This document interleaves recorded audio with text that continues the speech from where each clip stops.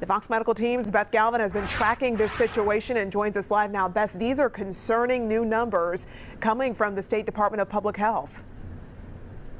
Oh, they are really concerning, Courtney, because we're starting to, and actually we now have broken records that we set back during the January surge, which was the most difficult period we've been through so far with this pandemic. And now we've surpassed those records, and really there is no end in sight right now. And if you take a look at some video, we shot this inside Northeast Georgia Medical Center earlier this week, and the situation that they are seeing here, playing out here with hundreds of COVID-19 patients, is something that hospitals are seeing across the state. They say that they don't have enough critical care beds, so they're turning regular hospital floors into ICUs, that they don't have enough emergency department space or staff. So people coming in with emergencies are facing a long wait. And, you know, right now hospitals say that they are just completely being stretched thin. There's real struggles with making sure that people get the care that they need and the time that they need.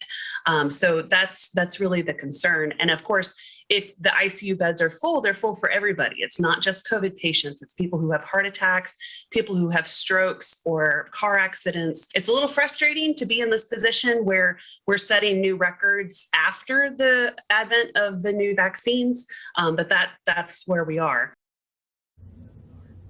And that's Amber Schmidtke, who's a microbiologist who writes an online newsletter covering the pandemic here in Georgia. She said she has never been more concerned than she is right now.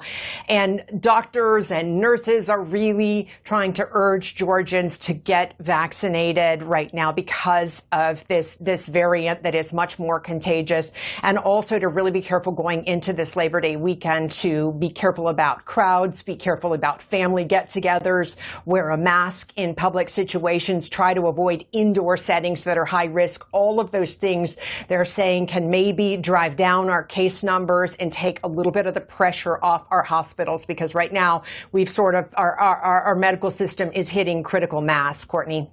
Yeah, now that you mention it, Beth, I mean, these are the same people who have been seeing this day after day since March of 2020. It has to be emotionally, physically taxing for the medical workers. What is morale like for it workers is. I talked.